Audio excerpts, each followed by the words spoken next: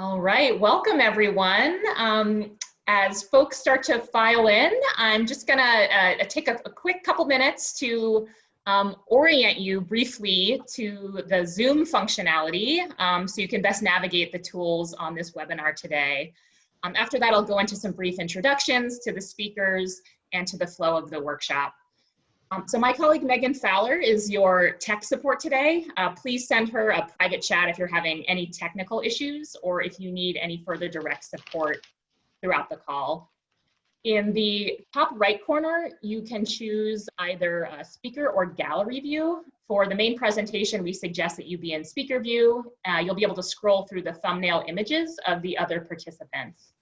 For the breakout groups, which we'll talk about later, the gallery view is a nice way to see everyone in your smaller group on the screen. Some of the other Zoom tools, for mute, we're going to keep everyone on mute for the main presentation to keep it a little bit less chaotic, but you'll have the opportunity to chat during the breakout groups later on where you can mute and unmute yourself there. We also encourage everyone to turn on their video for networking purposes if you're comfortable with that, and the participants button allows you to view a list of the other participants on the call. The chat button, this one's really important. If you don't have it open, please click that icon. The moderators will be sharing links and information with the group in the chat. You can also use the chat box to pose any questions or comments you have throughout the presentation. And we'll do our best to get to everyone's questions during the Q&A section of the agenda later on. Also notice the drop down there that allows you to chat to either everyone on the call or privately to an individual. We want to note too that this main presentation is being recorded and we'll be making it available on AFT's website along with the resource handout that you should have received with your reminder email this morning. And to note that the breakout groups you'll be in later, those will not be recorded. Today we're also going to be running a few polls to gauge where the audience is at and to keep you all on your toes. So we're actually going to kick it off with our first poll just to get a sense of who is in the room. So just take a few seconds to fill that out. And as you're doing that, I just wanted to take a few moments to really extend a formal welcome to you all to the first webinar of the Farms for the Future project called Supporting and Sustaining Farms, Farmers, and Farmland in Your Community. My name is Jamie Pottern. I'm the New England Program Manager at American Farmland Trust, and I'll be your MC for the next 90 minutes. So looking at the poll results here coming in, we have a really nice mix of folks actually on this one. I would say it's about almost an even split between municipal volunteer and staff, land trust volunteers or staff, nonprofit service providers, some regional planners, and some other. So I look forward to it. Can you post the results? Oh, yes. Thanks. Sorry. All right, Megan, did you post that? Okay, yes, so sorry, I was reading them as they were coming in. So you can look at the results there, and it's actually probably the most diverse one of these we've had so far. So really exciting. We have a great mix of people. So just a little bit more about the workshop series. This series was created through the partnership and truly incredible organizing efforts of the following people and organizations. My colleague Megan Fowler and myself at AFT, Steph Morningstar of the Northeast Farmers of Color Land Trust, who you're going to hear from in a little bit, Meg Quinn at Maine Farmland Trust, Jeremy Lukey at Southeast Land Trust of New Hampshire, and Nancy Everhart of the Vermont Housing and Conservation Board, who you'll also hear from today. And this project has been generously funded by Jane's Trust. So we're also joined here today by some wonderful guest speakers who are some true powerhouses in the field of agriculture and land protection in our region. I'm so excited to have them on today. Julia Freegood, my colleague at AFT, she's the Farms for a New Generation Director and Senior Advisor. Stephanie Morningstar, who's the Executive Director at the Northeast Farmers of Color Land Trust. And John Ramsey, the Executive Director at the Center for an Agricultural Economy. And as I mentioned, we also have our project partner, Nancy Everhart, from the Vermont Housing and Conservation Board. So as I'm sure is the case for many projects that you are all undertaking right now in your communities, the COVID-19 pandemic has impacted this project in many ways. It's required this planning team to adapt what were originally going to be in-person workshops into this virtual format. So please do bear with us as we lean into this new technology.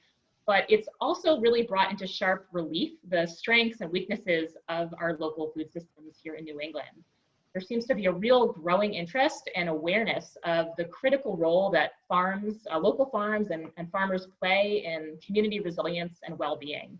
And also a real desire for more skills and training for how to affect change at the local level, and especially how to advance greater land justice. This webinar is the first in a 5-part series of educational workshops for land trusts, municipalities, and other nonprofits and service providers in Vermont who want to better understand how to support farms and farmers in their communities. Each of these workshops will offer core content, state-specific tools and resources, question and answer sessions, and networking opportunities. Each workshop also builds off of the previous one, and we really encourage you to try to attend as many of these as possible, or to try to at least watch the recordings of each of them, which we'll make available on our website. Today's workshop will offer a broad overview of the principles and tools for developing more farm-friendly communities. And then it's followed over the next 5 weeks, one a week. The next one after this is one about farm protection. Following that is solar siting in farmland, and strategies and tools for making farms available to farmers. And last but not least will be tools and resources for supporting Black, Indigenous, and farmers of color in your community. And we'll go over the dates of these and other upcoming workshops at the end of this presentation. I just want to very quickly say that as we navigate the topic of land policy and land justice in this learning space together, we want to really invite you to be inquisitive while open to others' perspectives and worldviews. We encourage you to be as present as possible in listening and engaging during these 90 minutes, but we also want you to be comfortable. So make sure you get up to get a cup of coffee or tea, whatever you need that helps you focus. And our hope really is that through listening and learning in this space, that we will all leave with a commitment to more continued learning, as well as taking some concrete actions to advance this critical work in our communities. So before I send us off to hear from Steph, I just want to go over the agenda here really quick. Next up will be Steph Morningstar. She'll briefly frame some of the complex and difficult realities around land dispossession of Indigenous communities and people of color farmers here in New England. And just to note, this frame of reference is vital to our work, and our planning team and speakers will be weaving this topic and farmer voices into the workshops that follow in this series.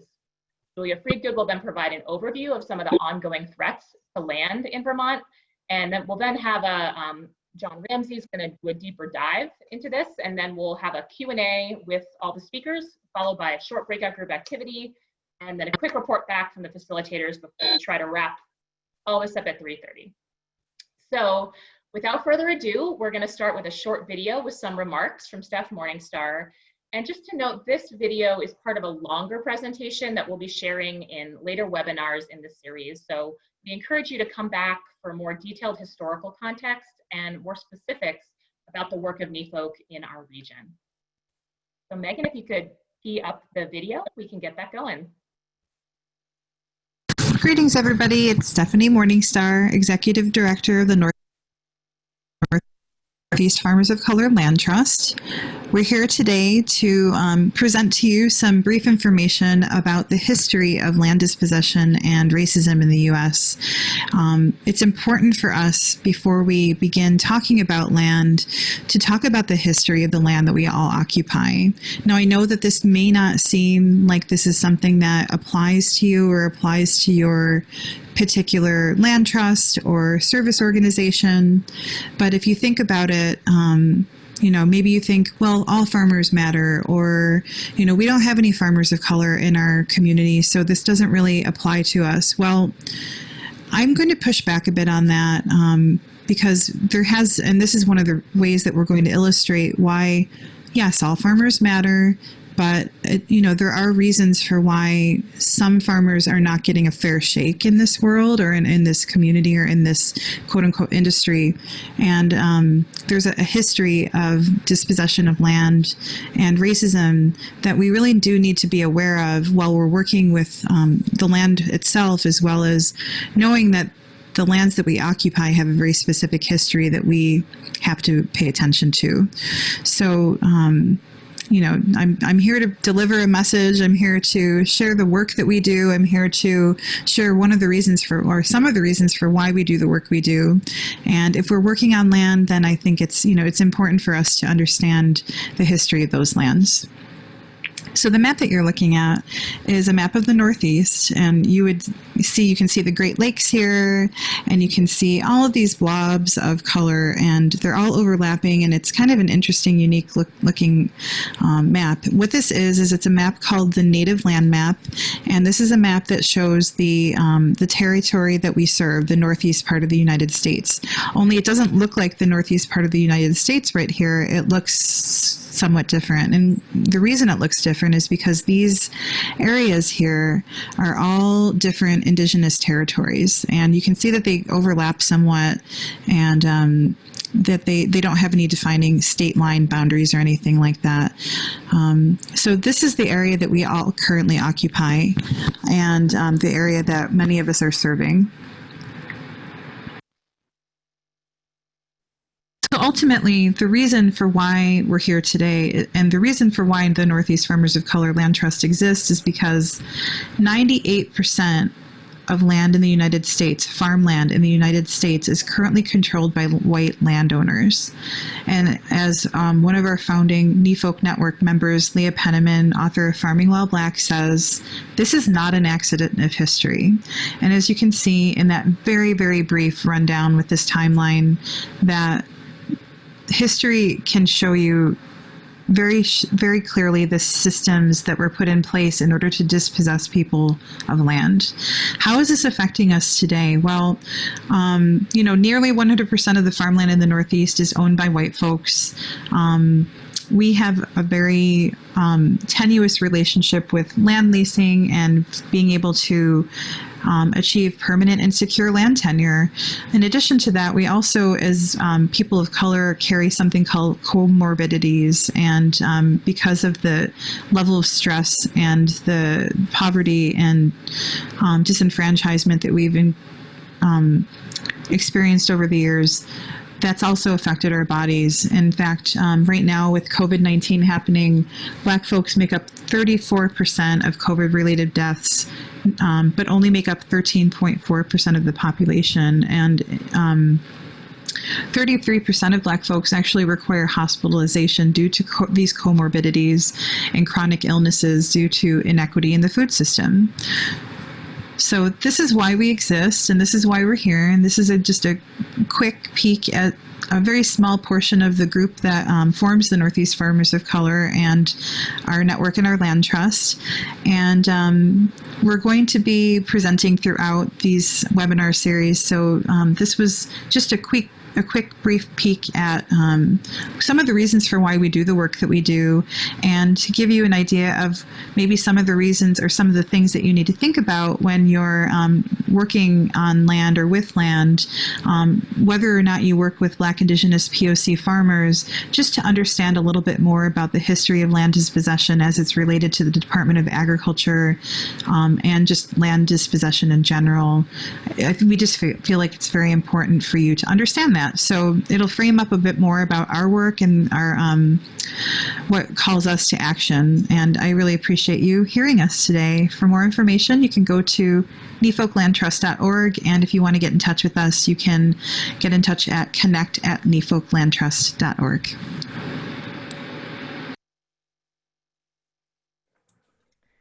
Thank you so much, Steph, for that powerful introductory video. We can't wait to hear more from you on that and in the workshops to follow. I'd like to now introduce Julia Freegood to wow us with some powerful data about the state of agriculture in Vermont. Thanks. Thanks, Jamie. Good afternoon, everybody. And thank you, Steph, again, for providing this really important long view of the land in this region and the history of dispossession and the context for a lot of our work. I'm going to focus on the short view, which is the 21st century, and just give a really brief overview of the status of Vermont's farms, farmers, and farmland, share some thoughts on why saving farmland is important, and then offer some principles and practices to help you think about how to create farm-friendly communities. And maybe, Megan, you could put up the poll. I think we have a poll now. Just as you're filling that out, just to say, this workshop is the first in a series of 5, so I'll be pretty high level in general. Hoping you'll join us for future workshops and dig down with us deeper into specific issues and concerns. But for now, I'm just curious about why you think it's important to save farmland. These are some of the reasons that we think about.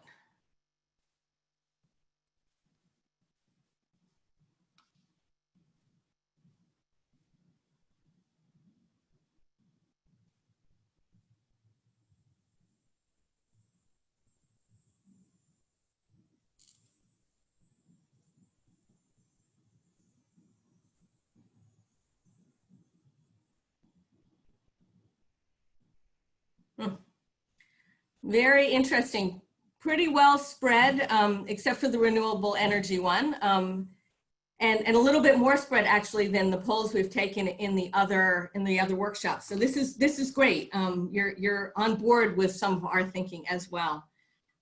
So to move forward, Megan, if you could go to the next slide. This is a juxtaposition of a couple of things that AFT has been working on. The map on the left comes out of our recently released Farms Under Threat, the State of the States report and work. It shows the relationship between conversion of Vermont's high quality farmland, which is shown in green, to 2 types of land uses, urban and highly developed and low density residential, which we've combined here and shown in red.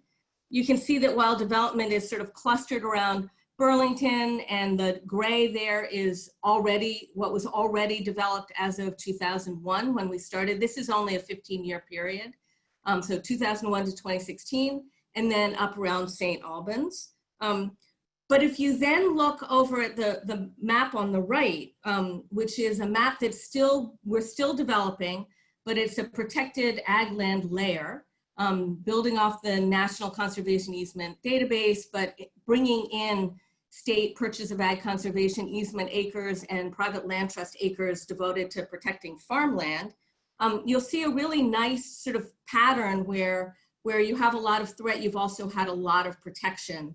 The dark green is the more protection, and the scale goes to lighter green, which is less protection. And the takeaway is that Vermont, unlike almost any other state, I think there maybe are 2 other states, is really keeping up with the pace of conversion. In the life of all of your protection efforts, you've protected, I would say at least, because we're still collecting data, 200,000 acres. And in that period that we just studied, you only lost about 21,400. So Vermont actually is one of our stars in all of this work. And if we go to the next slide, you'll see that's a lot because you've had a very strong policy response for quite a long time. And as part of our Farms Under Threat work, we also did a state policy scorecard. And in that, we looked at 6 policies where there were at least 10 states that had enacted them. And the first on the left is purchase of ag conservation easements. And you can see you got about as high a score as anybody could get. Then planning, land use planning authority, property tax relief, and then state leasing, all programs that you not only have, but do very well. Your FarmLink work is privatized, so it didn't get scored. It doesn't matter. We weren't trying to say you have to have everything, but only how well are you doing with what you've got. And what we came out with in this little rubric at the bottom is you've had a high response and a medium level of threat, so you're actually doing extremely well in the state of things. Going forward, we also, and if you want to explore our findings further or talk to us, this is our website, and you'll be having the slides so you can go and check out our microsite and dig around and play with the data and zoom in and all kinds of really fun things. But one of the things that we recognize is a threat to farmland is the viability of agriculture. And Vermont's farms, you know, continue to struggle with national trends and transition out of dairy into maybe a more diversified agriculture. So even though you had, you know, an okay average net farm income, 61% of your farms had net losses. And this is all in the context of consolidation, which has taken a toll on small and mid-sized commercial operations all over the country, but they're especially prevalent in New England and in Vermont. Over the course of the 20th century, the number of US farms fell more than 60%, while average farm size increased 67%. And ag became, you know, much more mechanized and specialized, with wealth concentrated on fewer and fewer, larger and larger farms. So that today, more than half of all farm production comes from farms grossing more than $1 million a year, a 20% jump from the 1990s. And that's something that, next slide, Vermont is dealing with as well. And this is just a slide that kind of gives your position. You can see a lot of farms, 60% gross less than $10,000 a year, account for only 1% of market value. On the other hand, you have 2% of your farms that are accounting for 60% of your market value, and those are your $1 million farms. So you see these trends are playing out in Vermont as well as the rest of the country. Next slide. One of those things is that, you know, an opportunity I think that you've already seized on and continues to grow is local food, broadly defined. A third of your farms have direct-to-consumer or intermediated sales. So direct-to-consumer would be like farmers markets and CSAs. Intermediated sales would be things like food hubs, farm to school, farm to restaurant, that kind of thing. And those markets have quadrupled in the period we've been looking at, from 2002 to 2017. And then you've had another $54 million in intermediate market sales. Expanding these opportunities requires planning, and planning for infrastructure, cultivating community support for agriculture, thinking about agriculture in a different way maybe than we've thought about it traditionally. Meeting demand requires more land often, more farmers, and more farmers will have to balance the challenges and opportunities of farming in metro and metro adjacent counties. As low density residential development expands across the countryside, and it is in Vermont as well as nationwide, this land and its boundary are at high risk of conversion, especially for farms that have low profit margins.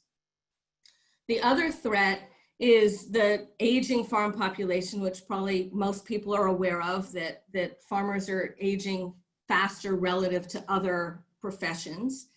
We look a lot at those farmers who are at retirement age or older, so 65 and older. And this map just shows the juxtaposition of those retirement age farmers with young farmers under the age of 35.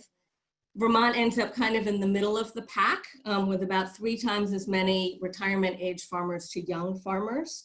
But nationwide, what we see is that senior farmers and non-farming landlords, so people who own ag land but aren't actually farming it themselves, own more than 40% of US ag land. And so that land, about 371 million acres, is likely to transition, you know, probably in the next 15 years. So we need to keep all of this in mind as we think about why it's important to save farmland in our communities and what we need to do to ensure its future.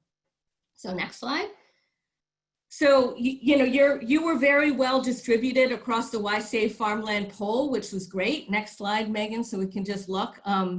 You know, there are 10 billion people projected to be on Earth by 2050 or something in that vicinity, 400 million in the US, maybe 17 million in New England.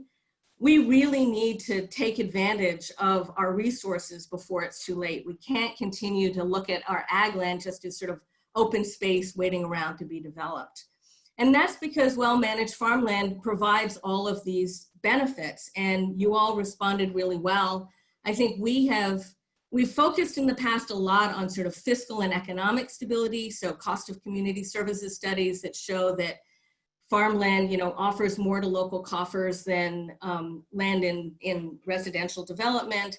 Economic stability, you know, you have really a sizable, your farm to plate report showed that The economic output just of your food system expanded 48% from 2009 to 2018, and your food system employment increased by more than 11%. So economics are important, but we've focused a lot recently on climate resiliency and did some work in California showing that ag land produces far fewer GHG emissions than land converted to housing or commercial use. That study found as much as 70% times greater if the land is developed than if it stayed in farming. But at the same time, ag land managed with regenerative practices or good conservation practices can help combat climate change by sequestering carbon in the soil. So we'll move on because I think you're all aware of culture and community and those things. So how do we create farm-friendly communities, and what can we do at the local level, not just at the state level? And so I'm going to just dig in a bit and give kind of a high-level overview, but I think, you know, at the core, it's partnerships between local governments, between all the people who are here on the phone. So local governments, planners, land trusts, conservation district staff, NGOs, all of those working together can create farm-friendly communities. Next slide. But you do need to plan. And I know in the input before this, people were like, well, we've done a lot of planning and nothing has come of it. But if you don't plan, you know, you're not going to get where you want to go. And I'm focused very much on the public planning process, although of course you need to plan for all kinds of things, including succession of your farms. So I know time is always short, so let's keep going, Megan, and look at some of the principles to getting us there, because supporting farms and farmland doesn't happen in a vacuum. And I think Vermont is one of the states in the country that's best at taking a systems approach, but we really do need to take a systems approach and see farming and food systems as interconnected and complex, with various sectors needing to be addressed together. It's also essential in this process to value and involve farmers, and that includes farmers of color, along with other community residents, so that the policies that we create come from and are based on the needs of the people the policies are supposed to serve. I also think it's really important not to take a problem-solving approach, but to build on community assets and to really look at what resources you have available, whether that's people and relationships, whether it's the quality of your natural resources and farmland, whether it's, you know, financial infrastructure, all of those kinds of assets we have in rural communities as well as in more developed communities. And then finally, to make sure that your plan doesn't sit on a shelf and gather dust, plan with implementation in mind, and make sure that is always kept in mind throughout the whole planning process.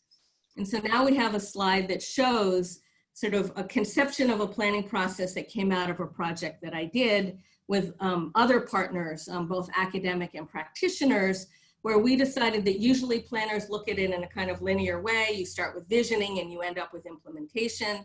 We decided that really you might start in the middle of the process and end up moving back to envisioning, so that really what was important to us was that engagement piece that I mentioned before, and not just who's at the table, but who actually sets the table, and is the table being set by the people who are being served by the plan.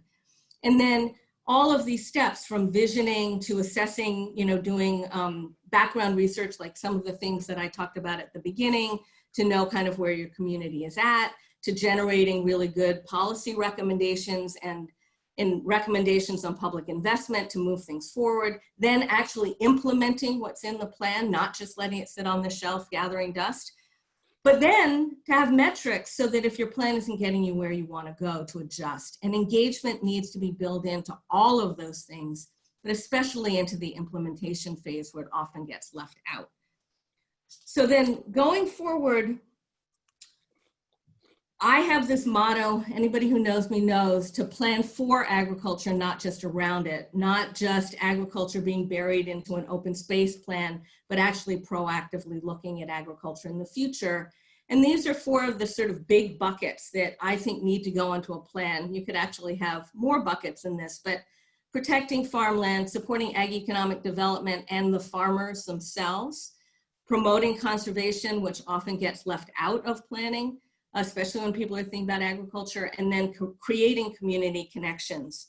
So in the few minutes I have left, I'm going to just sort of touch on each of those things.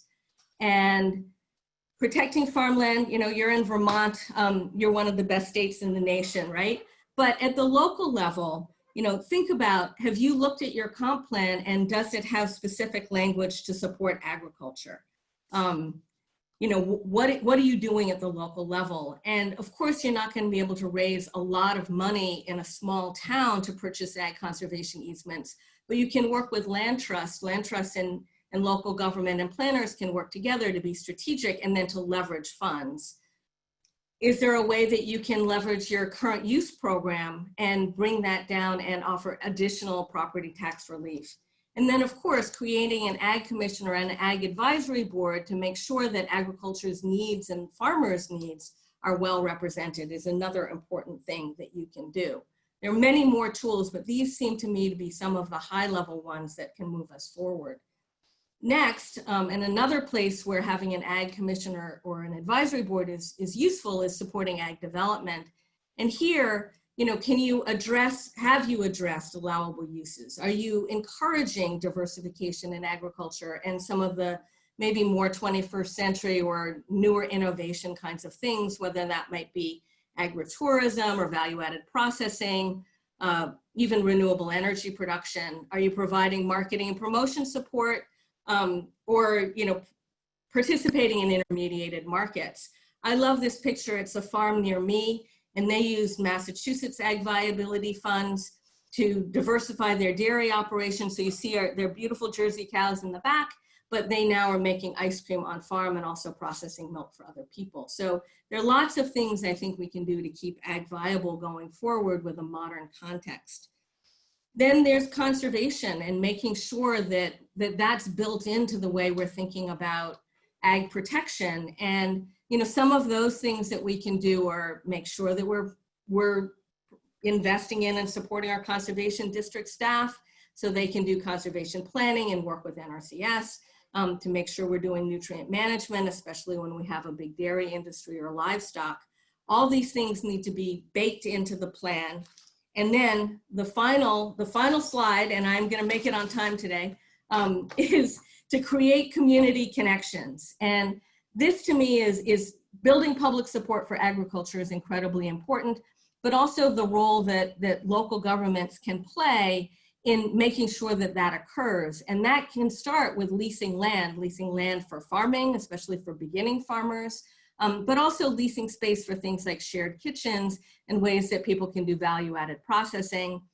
Making sure, even if it's in your comp plan or your master plan, if you have an ag purpose statement, make sure that it's available and that people are aware of it and that you're actually moving it forward. There are lots of ways to reduce conflicts between farmers and neighbors, from having local right to farm legislation to having rules about buffers and having new developers be responsible for putting in buffers, especially if a subdivision goes in next to a livestock operation, lots of things in that space. And then finally, supporting markets, especially direct to consumer marketing, so that you're, you know, not only creating economic opportunity, but also creating the space for people to get together and realize how much they love agriculture and why they want to keep it in their communities. And with that, I think I've made it on time and I'm going to end. So thank you very much. Feel free to get in touch with us for more information. Thanks so much, Julia. You nailed it right on time. It was so informative and so helpful. I'd like now to hand it off to John Ramsey, who again, he's the Executive Director at the Center for an Agricultural Economy. He's going to dig into the policy and planning landscape for us here in Vermont. Welcome, John.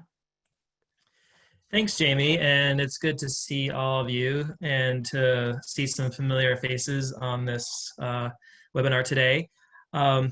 I'm going to just dive into a little bit more in terms of the perspective on some of the challenges and what's going on in Vermont, talk about some of the tools and resources and the planning, and then share a few stories of the work that we're doing that hopefully helps give ideas to others that they might take home and share. So if you could go to the next slide. Julia did a great job of framing up some of these challenges already. And a lot of you on this call have been working for upwards of 10 or 20 years to address some of these challenges, and they are still challenges, and still we are making good progress on them. What I'm seeing from where I sit today is that land succession is rapidly changing, and as Julia said, with all of the statistics she outlined, it is going to become a pressing issue in the future. Traditionally, farms have handed over from farmer to farmer, and I would think that, you know, in the future we would see additional resources and opportunities to create more types of farmland access opportunities for farmers in the future. We have been looking at exploring allowing community members onto land, and expanding community gardens and community farming practices. That is a way in which we can have more people growing more food locally and participating in agriculture in places where they traditionally have not been had much room to do so. Expanding those community garden spaces, expanding those access to food sites, they all build on ways in which the community can come towards agriculture and build a community around agriculture. I see spaces where towns and municipalities might expand on that work, and that is something that we're doing here in Hardwick in the Northeast Kingdom. We're also seeing situations where farmers are moving away from dairy and moving into new forms of agriculture without a real bona fide plan on what they're getting into. And in our area especially, we still have a number of dairy farms, but a lot of those farms are transitioning rapidly to different types of ag production, especially beef and small grains. And those types of production have potential, but they also have the potential to be minimal in terms of the return on investment. So avoiding situations and guiding people towards the resources that are available, I think, is extremely important. If you in your community, or if you're a service provider, or if you have people in your community that are connecting to farmers, there are a number of great resources out there, especially through the VHCB Farm Viability Program, to connect with a service provider that could help a farmer with exploring a different type of ag production. And not only are we seeing some folks jump into different types of ag production without a business plan, they're also lacking a marketing plan and a marketing strategy. That is, in my view, a large gap in terms of some of the services that we have available. There's a number of farms that already provide those local products, and without some sound marketing planning and assistance, we're going to see situations where some of the farms that are food producing farms doing direct to consumer and doing well with it suddenly have a lot of competitors who are trying to tap into the same markets, and we're going to see some of those markets become too flush with product, and none of the farms making a lot of money, or situations where farmers get frustrated, they decide to do something different, and that ends up fueling consolidation. And one of the interesting challenges is creating a supply chain of food that more people can access. So we need those farmers that are looking at different types of production to explore those and be viable, because if anything that COVID has shown is that some of the supply chains that we rely on, they are fragile. And in our own community, some of our own co-ops and stores early in the pandemic saw instances where large national suppliers might not deliver to a rural, small Northeast Kingdom community because the orders are smaller and larger orders would be prioritized, and suddenly where's all the local food that we've been producing and how can we access it? So connecting those producers who are looking at new types of ag production with a increased supply chain of local food is something that municipalities are looking at individually, organizations like ourselves, area food pantries, and I think that it's an issue that crosses a lot of sectors. Julia and others already on the call talked some about the climate change and environmental impacts and challenges that Vermont farms are facing. We're seeing extreme weather events. We're seeing situations where earlier this year we were in a near drought situation in some parts of Vermont, and having resiliency to those climate change effects are really needing to be addressed on the local level as well as the statewide level. I also feel that we can build supply chains that match our land use well as more farmers look to diversify what it is that they're doing. So some of our land in Vermont is really well suited to growing grass, and really that's it. And if we had supply chains that matched the land that we had and the production type, then we could figure out how to get farms producing food to meet those supply chains and not overtax our land, and create opportunities where farms that are well suited to grow produce or row crops are doing that. Farms that are well suited to growing grass are producing meat and value-added dairy products. Looking at those agricultural resources we have and aligning them with our supply chain and food production goals, I think would be something that the state and local communities could take a look at and build on for the future. Another large challenge that a lot of our farms are facing is around processing and storage. Dairy farms did not have to invest in long-term storage. Every couple of days, a milk truck would show up and take the milk away. And as those farms are changing production type, we're seeing the need in our area for more additional meat processing, more additional processing for small grains, vegetables, and long-term storage of root crops and small grains. And right now, myself, I'm also a beef producer. I've booked slaughter dates at our facility that we work with through January of 2022. And there are many farms in our area that could increase sales of local food if the processing and storage bottleneck was addressed. That is something that the state, I think, is going to, as a whole, is going to need to take a look at and figure out ways in which to partner with nonprofits and individual entrepreneurs to figure out how to address that problem. But it is a glaring one, and it also directly relates back to the concerns around maintaining a healthy supply chain of local food to as many people as possible.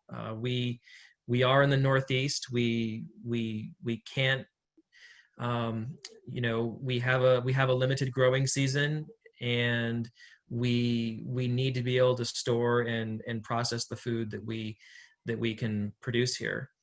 These challenges are all being accelerated by COVID. There's a number of people who are seeking out and looking for ag products right now from a local level. There's a lot of interest in it, but we have to be able to rise to the challenge and meet that demand. Next slide, please. What I would say, though, is that we are very fortunate to be where we are. Like I said earlier, there's a number of people on this call who have been working in local food systems and conserving the working landscape for a number of years. And we're seeing the benefits of that right now. There's across Vermont a number of success stories that Vermont should be extremely proud of when looking at what the response has been to the COVID pandemic and how the local food system has responded to that. Next slide, please. We're also very fortunate that there are a number of resources and partners out there, and this is just a very, very short list, and there's a number of things that have been left off, and I believe, Jamie, that there is a resource guide that includes these links and others.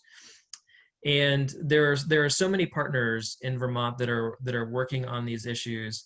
It's really important to connect people at some point in the network. And I think that if anything to take away from this call, again, many of you are very familiar with all of these, but if you are less familiar, call one of these organizations or make an inquiry somewhere. And through the work of the Sustainable Jobs Fund and the Farm to Plate Initiative, an incredible network of service providers and organizations has been built. And I think that is one of the strongest characteristics of Vermont right at this moment, is the fact that so many people can redirect people to the appropriate place if they just make an inquiry. So again, whether you're working for a local municipality, or if you're working in another nonprofit, or if you are an individual or a farmer, reach out somewhere. And I'm pretty confident that you, within a phone call or two or an email inquiry or two, would find the person and the resources you're seeking out. Many of these resources have been around for a long time. There's great systems and people behind them, and I think it just starts with a phone call. So next slide, please. So I wanted to just leave you with a couple of stories from our local area here in Hardwick and talk about how some of these challenges have been met and how we're working to address them. This is a farm in Albany, Vermont. It's a farm owned by Chet and Renee Baker, conserved with the Vermont Land Trust a few years ago. And Chet and Renee are relatively young farmers. They milk 65 cows, and they are hoping to start selling milk to a value-added dairy producer. We're working to increase the relationship between the value-added dairy processor and the farmer, so that there are best practices between the farmer and the value-added dairy producer. We feel like there are situations where this kind of arrangement can be encouraged and built upon, but there needs to be a level of understanding between these two private businesses that they are codependent upon each other. And so best practices are implemented up front, and situations don't arise in the future where the milk supply suddenly drops off for the value-added producer, or the value-added producer doesn't suddenly stop buying milk from the farmer.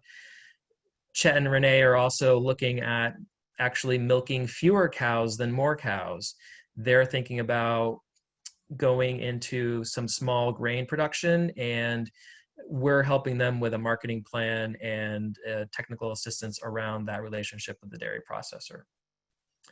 Next slide, please. To increase local food consumption, we started a community meals program early in the pandemic with philanthropic funds that we raised, and we started providing about 100 free meals a week in the Hardwick area.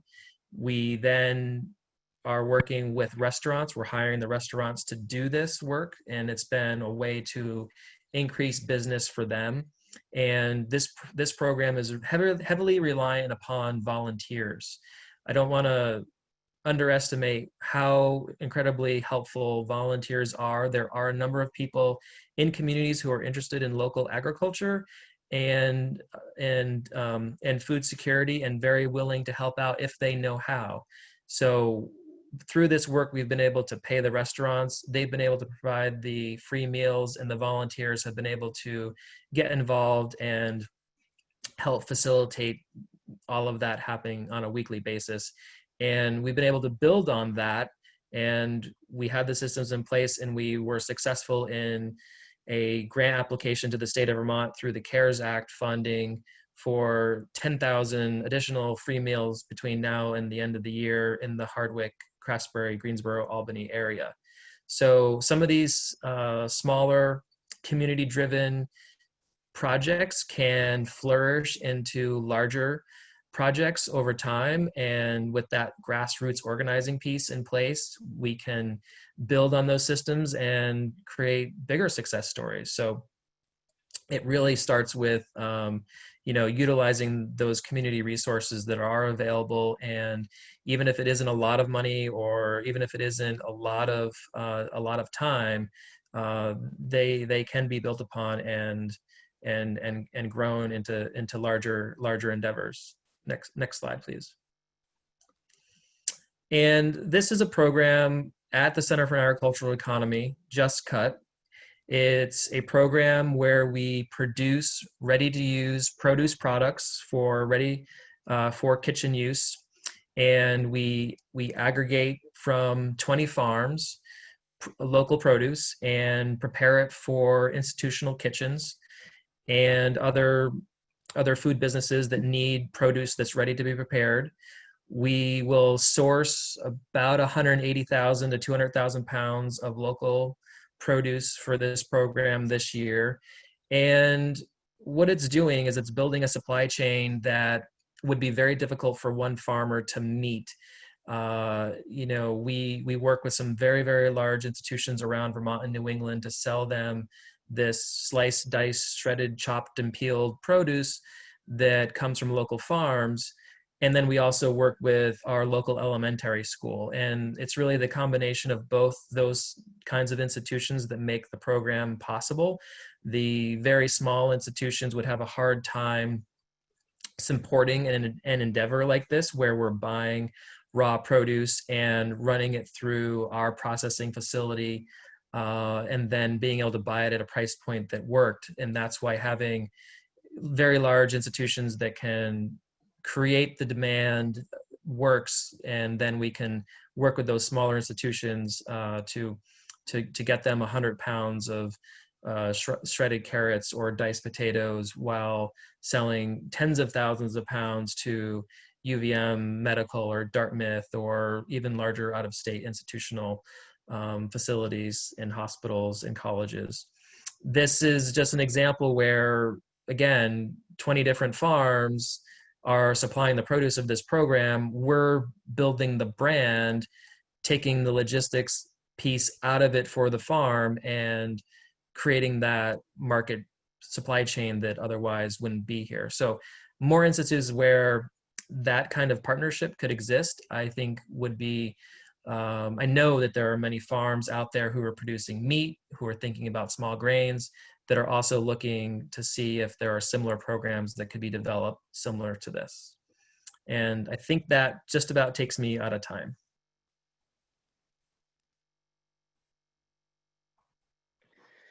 Great. Thank you so much, John. You're such a font of knowledge and information, and you've been around the block in Vermont. So we're so grateful to have you here on the call.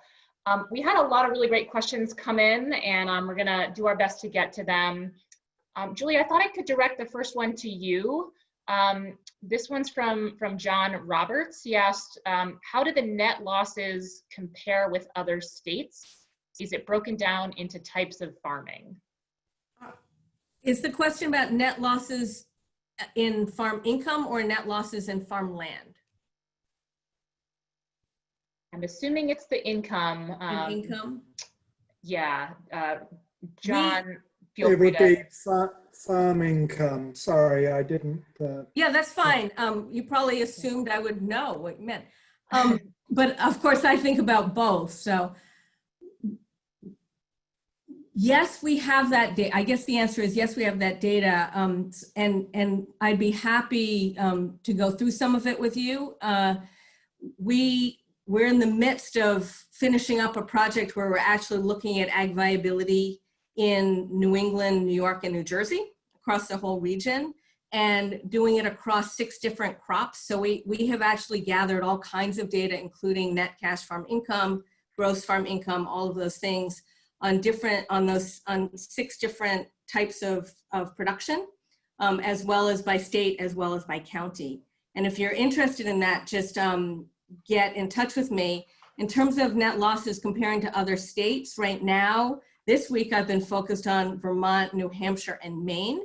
And relative to New Hampshire and Maine, yours look, okay. Your net income is much higher relative to the other states, but you still are finding net losses. Now, part of the reason for the net losses is because all states across the country, but in New England as well, have a lot of sort of non-commercial farms. And so that comes out as part of that big net loss number. So we focus a little bit on those farms in the middle, at least 10,000, but probably 50,000 and up, and where those losses are. And we can break that out for you if you're interested. Just get in touch with me after. Great, thanks, Julia. The next question, I think is probably best to be directed to John, but others feel free to chime in. This question was from Alexis Leacock. What are the organizations that help farmers figure out how to transition and what products are needed in their communities? And Mariah from, where are you from, Mariah? VLT or VHCB did chime in that the Vermont Farm and Forest Viability Program provides business planning and transition and succession planning to support working lands businesses. But John, if you wanted to add anything to that, that'd be great. Yeah, I would echo that. The network that VHCB has put together includes ourselves, it includes NOFA Vermont, Land for Good, UVM Extension. I'm sure I'm forgetting others, but through that network, you're able to match the needs of the farmers with a service provider that has that expertise. Great, and someone just chimed into the chat about the Intervale Center, which is another great resource y'all have in Vermont. Another quick one here, any ideas why the old-young farmer ratio seems higher in the South and the West Coast, where it's generally lower in the Heartland and Great Lakes region? Julia? Oh, you're on mute, my friend. For me, yeah. So yes, we have some ideas.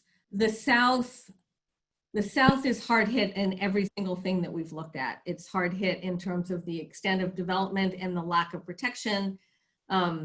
It's hard hit in terms of the age of farmers and not having a new generation coming in behind. So both beginning farmers and younger farmers. The West Coast, I think, is a little more mixed. I think California shows up with that ratio, and we're not as sure why. And so we actually have a lot of work in California and are digging into that. And then in the Midwest, maybe because there's so many big commercial farms that have been profitable, there are a lot more younger people part of the bigger farming operation who are coming up behind the older generation. But they also actually have many fewer beginning farmers. So this one was just looking at age. We tend to look at both age and beginners. It's just hard to put that on one map. So yeah, it's kind of interesting. It seems like the farm family structure is stronger in the Midwest, and the Midwest being broadly defined, including the Great Lakes region. And things are breaking down the most in the South, I guess would be my takeaway from that map. Great, thanks for that, Julia. This is a question for Steph, Morningstar. If you could share any strategies and tools for more authentic engagement of Black, Indigenous, people of color, community members, and farmers. Yeah, can you hear me okay? Yep. Okay, right, so we're gonna share a link in the chat that will break this down for you bullet point by bullet point, but just as an overview, we have some simple action steps that we're aligned with that come out of the Soulfire Farm platform regarding policy, individual actions, reparations, alliances and relationships, how you can respond organizationally, internally, as well as grant making and funding, personal reflection, and then we also offer some recommended reading as a part of that link. So in policy, just as a high-level overview, we're looking at policy that relates to dignity to farm workers. So thinking about that, especially in Vermont, there's a lot of dairy farms up there, and we're getting a lot of intel from our farm workers in Vermont about those pieces and them reaching out to us for support. There's economic viability for farmers, so looking at that as well. A big policy platform for us that we're asking folks to consider and support is the bill HR 40, which is the reparations bill. So thinking a lot about what reparations mean for being on especially unceded territory in Vermont, which is Abenaki and Pennacock and some Wabanaki territory, as well as the labor of enslaved folks. Offering community-based farmer trainings, and then looking at things that nourish our people, so things like fully funding SNAP and WIC. So additionally, there's some links around work the Heal Food Alliance, who's a partner of ours, is doing. Farmers and Ranchers for a Green New Deal, the National Young Farmers Coalition has a really great policy platform that we're partnering with them on. The second strategy is just individual actions. So looking at ways that you can do any kind of simple individual actions like supporting the Good Food Purchasing Program, buying products from farmers of color, sourcing CSAs and restaurant distribution, creating jobs, and then also centering the expertise of Black and Brown farmers and land stewards. Reparations is strategy 3, and that's something to think about, especially with the Northeast Farmers of Color reparations map, where it's a national map that we have that's a peer-to-peer reparations mechanism. So that's a place where a lot of BIPOC farmers are putting out their current projects and the support that they need, either through financial or infrastructure or land. There's making alliances and relationships, and truly that almost should be number 1, because everything that we're doing as far as working with BIPOC farmers in the Northeast is built on relationship, whether it's partnerships with other organizations or if it's partnerships and collaborations internally within our communities. Every one of those needs to be built on relationship first, so we truly understand and honor and center the needs of our mutual organizations. There's that internal transformation of organizations, and that's just taking a look at different trainings and taking a look at the admixture, the makeup of your boards and your leadership, as well as who's living in your communities and asking why are there no farmers of color living in our communities, and not just thinking that maybe they just don't want to be there. We often get a lot of times people saying, well, we're nowhere near a city, so there shouldn't be any people of color here, but that's not true. And then just taking a look at grant making and funding. So if you're a grant maker or a funder, consider grant making directly to a BIPOC-led organization instead of passing that through a white-led organization who then sub-grants if that's possible. Also, if you are writing a grant that's specific to BIPOC issues, ensuring that you are in fact yourself BIPOC-led, and if not, then ensuring that you built a relationship with a BIPOC-led organization to partner with.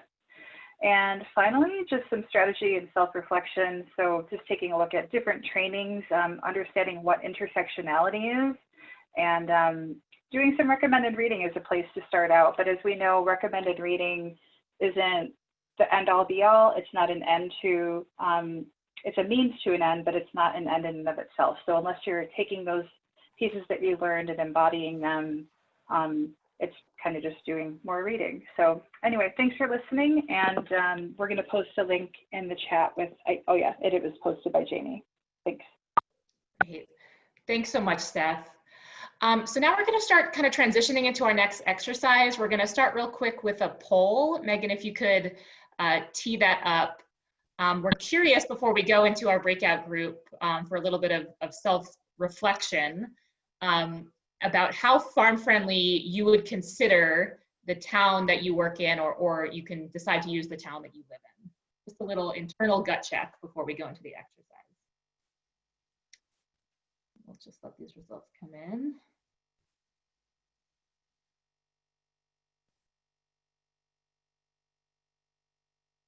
Interesting. Take a few more. All right, let's see these results. So y'all are pretty advanced here in Vermont. That's good. 90% a little. Some folks think they're getting there. Some say very, about a third of you. That's pretty awesome. So we're gonna transition into these breakout groups next. And I put a link here in the chat. I hope you all will take a moment to open it.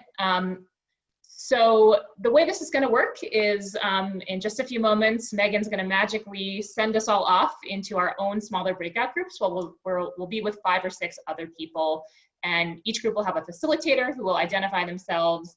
They're going to run you through an exercise with this link, is your community farm friendly checklist, and you'll kind of do that quietly for a couple minutes and then really just share some reflections on the exercise with the group. And our hope with this exercise is that you get to just network and share a bit, get off mute, talk to some folks. And really the goal is to leave the breakout group with at least hopefully one concrete idea of what a next step you might take to make your community that you live or work in more farm friendly based on this conversation. So I think we're ready to get sent away, and we'll see you back here in about 18 minutes.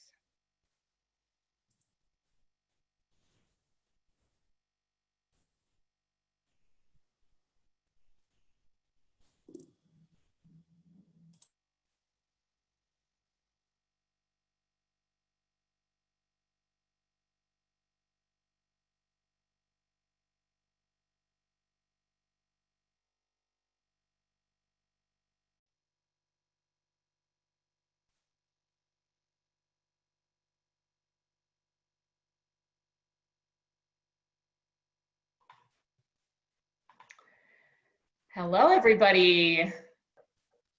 Welcome back.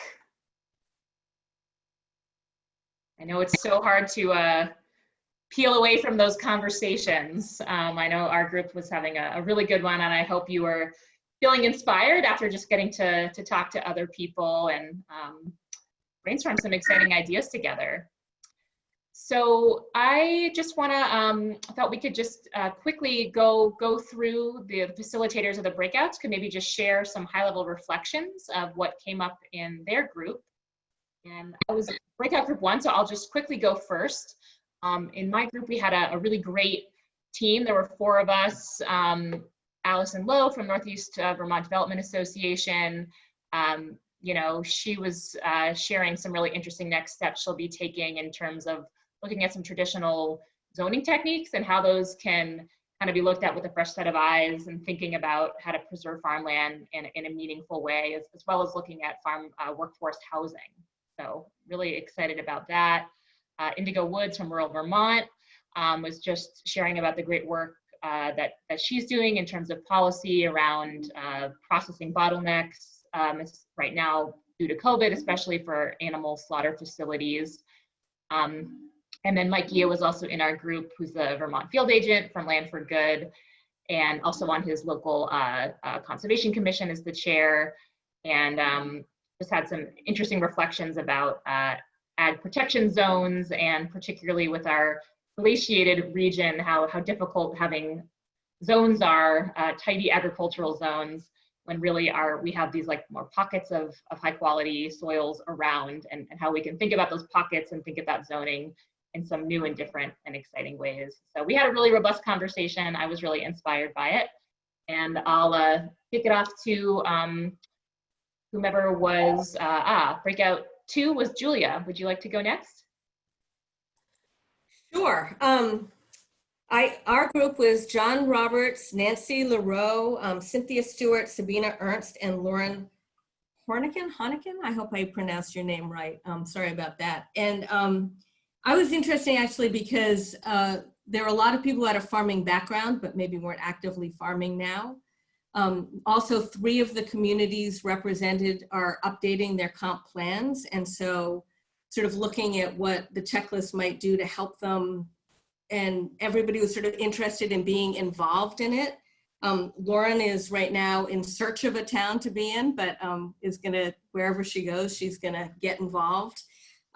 So I think, sort of the main takeaway was, how do you use this to move forward? And I would say what Nancy raised is a really important challenge. which is finding affordable farmland in her community that is maybe not insurmountable, but very, very difficult. And she's done all the right things so far, but she's just in a place where land values are very high, taxes are very high, very wealthy population. And so figuring out a way, you know, maybe even thinking back to the old New England Commons or something, but thinking of sort of innovative ways to make land more affordable came up as a big theme, and I think is important going forward. And then also Sabina was talking about the value of Vermont Farm to Plate and using that as a springboard for a lot of the work that she'll be doing on the comp plan, which I would recommend to everybody here because Vermont Farm to Plate is really awesome. Great, thanks, Julia. Steph, you want to go next? Yeah, sure.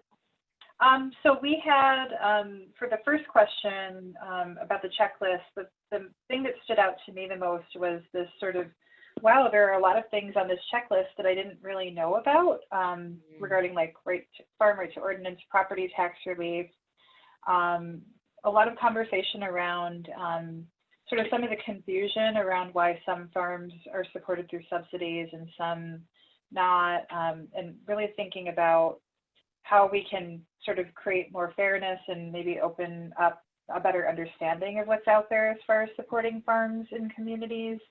As far as the after what you've learned today question, like things that are specifically jumping out, Corey Ross, who shared that he wants to take better stock in community and what community does. Honestly, I think a lot of it was around sort of getting out of silos and really understanding the shape and mix of what's happening in local communities to be able to better understand how we can all work together instead of either competing for resources or doubling up on some of the grants and supports that are out there. Great, thanks so much, Steph. John, would you like to share some of the reflections from your group? Yeah, I'll just try to sum it up quickly. I think that we had a couple of members in our group that were from Central Vermont and a couple from the Northeast Kingdom, and it was sort of clear that there's sort of a disparity in terms of like the communities in Central Vermont that are able to support farms and sort of a marketing infrastructure, whether that's a farmer's market, very robust farmer's market, or other things, and that opportunity not being the same in other parts of the state. Ag viability support services was something that came up as a need in one of the communities, and then in terms of things that people would take away, it was maybe forming a conservation commission or looking at ways in which the municipality could they themselves incentivize agricultural land use through tax incentives and not solely relying on current use, or forming a town ag advisory board, and then finally a community that would support ag infrastructure and processing. Wow, busy group. That's great. Mariah, would you like to share some quick reflections? Absolutely, yeah, thank you. So yeah, our group was a planner group, which I love. So we had Margot Gia, who's with a natural resources planner with Windham Regional Commission. We had Jeannie Bartlett, who's with the Franklin County Conservation District, and then Barbara Noyes-Pulling, who's with the Rutland Regional Planning Commission. So a lot of really cool local and regional perspectives there. I think one of the similar takeaways that we had on kind of the initial run through of the checklist was just how many of those ideas were new or that, it was unclear how deeply our communities had dived into those things and whether they were, things that were happening a bit organically among community groups or whether they were actually codified in plans or in local and regional strategies and things of that nature. And I think what folks also shared is kind of, we talked about a lot of the intersectionality between all of the different activities going on, but also how we have, a full working landscape and how there are multiple pieces to that, both in the ag and farmland side, the marketing and production side, in the waste reduction side, as well as the forest land in addition to all of that. So that was really fascinating. And then a couple action steps that we took away from the group was really diving into the really deep into the town plans and getting in touch with our local planning commissions and actually bringing this list to them and sharing these strategies and resources that may not already be in our plans. And also similarly, I feel like there's local leaders in our community, but perhaps not in such a formal structure as an agricultural advisory committee or a real place where working lands businesses could go to communicate their needs in a way that would be reflected in planning. So those are our next steps. Wow, such a great team. And then, yeah, Nancy, to wrap us up the report back. Yeah, we had a great group. Megan first, Michael Saka, Sarah Donegan, and Molly Varner. And I think on the, just the checklist itself, I think made us think a lot about, on the one hand, you know, one person said, I answered very in terms of how my community is doing, but now that I look at this checklist, I'm not really sure if we've done these things. You know, some people wished, I wish there was a kind of, because just the yes or no, like maybe we're doing some of it. And then there was also like, you know, our towns are small, like, do we have the resources to tackle all this? But I think that the checklist itself was a lot of food for thought and was really, you know, appreciated, and gave people ideas of what to do.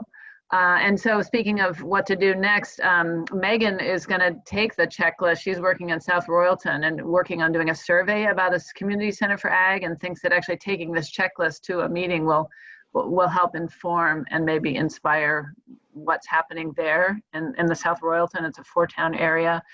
Had a concern expressed from Michael, who's I know working on conservation in that same part of the state, of just part of the COVID impact is real estate, booming real estate market in Vermont. You know, sounds like Nancy LaRoe, and it also raised just affordability of farmland. So just as a big picture, you know, a new threat and urgency for protecting the farmland we have to keep it in agriculture came up. A couple of people want to look and see, you know, does my town have an ag purpose statement in a town plan, and just kind of figure out more what I'm assuming maybe I think my town is doing, but digging a little deeper. And also in Grand Isle County, which is doing a lot to support farmers, really thinking about that farm to school connection, and if farms who have been used to selling to schools are losing that market, what more can be done to support them? So a lot of great ideas for next steps. Awesome, that's so incredible. So I know we're definitely a few minutes over. I'm just going to take the last like 60 seconds to wrap up. So I hope you can stay on for just a few more minutes. You know, I just want to remind folks that there are 4 remaining workshops in the Farms for the Future series that are coming up over the next month, 1 a week. So if you haven't registered yet, we encourage you to register soon. The space is filling up, and I hope you enjoyed yourself today and that you'll come back. We also just want to give a very special thanks to today's presenters, Julia, Steph, John, and Nancy as well, for sharing your wisdom with us, for being here. Virtual round of applause. You guys were really awesome, and we're so excited that we were able to record these, and folks who weren't on the call today can learn from you after the fact. I also just want to make a quick note that we will be following up with you after today. You'll probably get an email from us tomorrow with a very brief survey, and we hope you will take the time to fill it out. This will help us improve the workshop for the future, as well as to better follow up with you about any further resources that you may need. So we thank you very much in advance for taking the time to fill that out. And then I'll just wrap up by saying thanks again for being here with us today. Thank you to the speakers, to the facilitators. Feel free to follow up with me with any questions you have after today. And we very much hope we'll see you next week at the Farmland Protection Workshop. So have a great rest of your day, and thanks again for being here with us. Bye, everyone.